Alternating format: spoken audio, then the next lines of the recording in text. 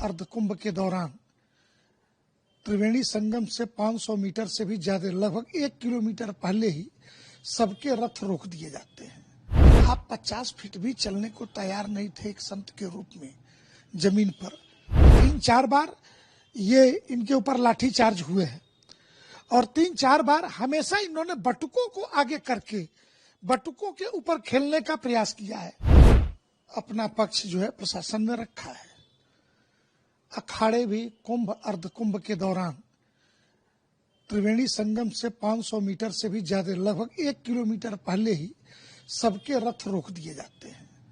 आप 50 फीट भी चलने को तैयार नहीं थे एक संत के रूप में जमीन पर, रथ समेत नहाना चाहते थे, तो ये तो कम से कम तीर्थराज प्रयाग जी को ये स्वीकार्य नहीं था। एक प्रश्न है। जहां तक शंकराचार्य पद को लेकर विवाद है, तो ये 2013-14 में कहते हैं कि इनके गुरु ने वसीयत किया। उस वसीयत के आधार पर ये अपने को शंकराचार्य होने का दावा करते, और इनके गुरु ने 2020 में एक प्रतिष्ठित चैनल को इंटरव्यू देकर के ये कहा कि मैंने कोई उत्तराधिकारी नहीं बनाया है, कोई वसीयत नहीं की है। तो प्रश्न उठता है, या तो गुरु झूठ बोल रहे थे या चेला झूठ बोल रहा है।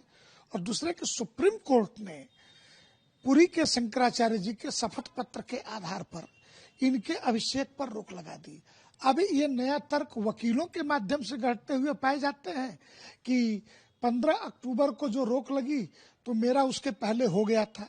अरे, आपके मठ से आमंत्रण पत्र से लेकर के आपके मीडिया प्रभारियों के द्वारा सारी चीजें कि 17 अक्टूबर को होगा, इसी को आधार मान के 15 अक्टूबर को ये सारा प्रतिबंध सुप्रीम कोर्ट ने अस्थायी प्रतिबंध लगाया। जीवन में नहीं हो सकता, क्योंकि हाई कोर्ट का डिसीजन क्या है?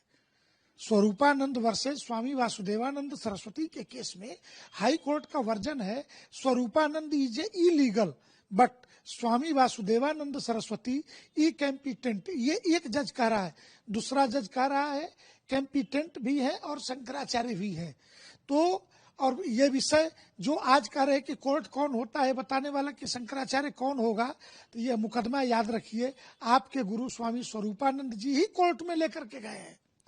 ये मुकदमा 1953 में पूज्यपाद इस ज्योतिष पीठोद्धारक स्वामी ब्रह्मानंद सरस्वती के ब्रह्मलीन होने के बाद से ये मुकदमा कोर्ट में लेकर के जाने वाले जबलपुर सिविल कोर्ट से फिर ये प्रयागराज सिविल कोर्ट को ट्रांसफर हुआ।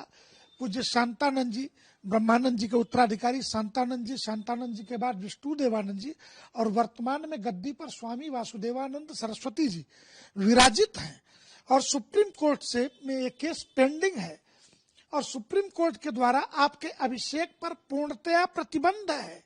ऐसी परिस्थिति में स्वयं को स्वयंभू शंकराचार्य कह के कभी किसी पूर्व मुख्यमंत्री के दरवाजे पे जाके कि सीएम नहीं बनाऊंगा तो चैन नहीं आएगा, कभी किसी उद्योगपति के दरवाजे जाकर के बैठ जाना, कभी किसी उद्योगपति के शादी विवाह में जाके शामिल हो जाना और शास्त्रीय कृत्य करना।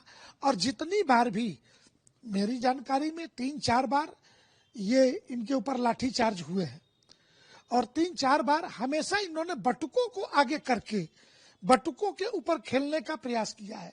तो आप अपने यहाँ गुरुकुल चलाते हैं या अपने सुरक्षा कवच के लिए निरीह बटुकों का प्रयोग करते हैं, इस्तेमाल शब्द उर्दू का है वो करते हैं, ये तो आपको बताना पड़ेगा।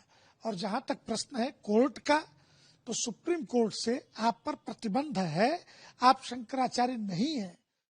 अर्धकुंभ के दौरान त्रिवेणी संगम से 500 मीटर से भी ज्यादा, लगभग 1 किलोमीटर पहले ही सबके रथ रोक दिए जाते हैं। आप 50 फीट भी चलने को तैयार नहीं थे एक संत के रूप में जमीन पर।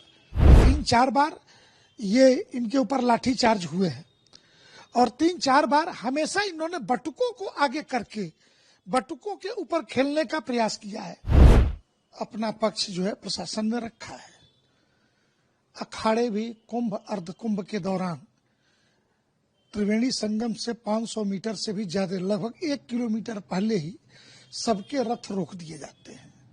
आप 50 फीट भी चलने को तैयार नहीं थे एक संत के रूप में जमीन पर, रथ समेत नहाना चाहते थे, तो ये तो कम से कम तीर्थराज प्रयाग जी को ये स्वीकार्य नहीं था।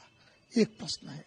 जहां तक शंकराचार्य पद को लेकर विवाद है, तो ये 2013-14 में कहते हैं कि इनके गुरु ने वसीयत किया। उस वसीयत के आधार पर ये अपने को शंकराचार्य होने का दावा करते, और इनके गुरु ने 2020 में एक प्रतिष्ठित चैनल को इंटरव्यू देकर के ये कहा कि मैंने कोई उत्तराधिकारी नहीं बनाया है, कोई वसीयत नहीं की है। तो प्रश्न उठता है, या तो गुरु झूठ बोल रहे थे या चेला झूठ बोल रहा है। और दूसरे कि सुप्रीम कोर्ट ने पुरी के शंकराचार्य जी के शपथ पत्र के आधार पर इनके अभिषेक पर रोक लगा दी। अब ये नया तर्क वकीलों के माध्यम से गढ़ते हुए पाए जाते हैं कि 15 अक्टूबर को जो रोक लगी तो मेरा उसके पहले हो गया था। अरे, आपके मठ से आमंत्रण पत्र से लेकर के आपके मीडिया प्रभारियों के द्वारा सारी चीजें कि 17 अक्टूबर को होगा, इसी को आधार मान के 15 अक्टूबर को ये सारा प्रतिबंध सुप्रीम कोर्ट ने अस्थायी प्रतिबंध लगाया। जीवन में नहीं हो सकता, क्योंकि हाई कोर्ट का डिसीजन क्या है?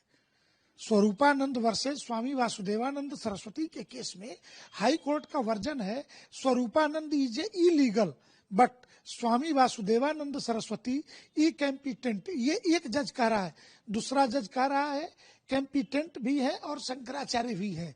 तो और ये विषय जो आज कह रहे हैं कि कोर्ट कौन होता है बताने वाला कि शंकराचार्य कौन होगा, तो ये मुकदमा याद रखिए आपके गुरु स्वामी स्वरूपानंद जी ही कोर्ट में लेकर के गए हैं। ये मुकदमा 1953 में पूज्यपाद इस ज्योतिष पीठोद्धारक स्वामी ब्रह्मानंद सरस्वती के ब्रह्मलीन होने के बाद से ये मुकदमा कोर्ट में लेकर के जाने वाले जबलपुर सिविल कोर्ट से फिर ये प्रयागराज सिविल कोर्ट को ट्रांसफर हुआ। पूज्य शांतानंद जी, ब्रह्मानंद जी के उत्तराधिकारी शांतानंद जी के बाद विष्णु देवानंद जी, और वर्तमान में गद्दी पर स्वामी वासुदेवानंद सरस्वती जी विराजित हैं। और सुप्रीम कोर्ट से में ये केस पेंडिंग है, और सुप्रीम कोर्ट के द्वारा आपके अभिषेक पर पूर्णतया प्रतिबंध है। ऐसी परिस्थिति में स्वयं को स्वयंभू शंकराचार्य कह के कभी किसी पूर्व मुख्यमंत्री के दरवाजे पे जाके कि सीएम नहीं बनाऊंगा तो चैन नहीं आएगा, कभी किसी उद्योगपति के दरवाजे जाकर के बैठ जाना, कभी किसी उद्योगपति के शादी विवाह में जाके शामिल हो जाना, अशास्त्रीय कृत्य करना। और जितनी बार भी मेरी जानकारी में 3-4 बार ये इनके ऊपर लाठीचार्ज हुए हैं, और 3-4 बार हमेशा इन्होंने बटुकों को आगे करके बटुकों के ऊपर खेलने का प्रयास किया है। तो आप अपने यहाँ गुरुकुल चलाते हैं या अपने सुरक्षा कवच के लिए निरीह बटुकों का प्रयोग करते हैं, इस्तेमाल शब्द उर्दू का है वो करते हैं, ये तो आपको बताना पड़ेगा। और जहां तक प्रश्न है कोर्ट का, तो सुप्रीम कोर्ट से आप पर प्रतिबंध है, आप शंकराचार्य नहीं है।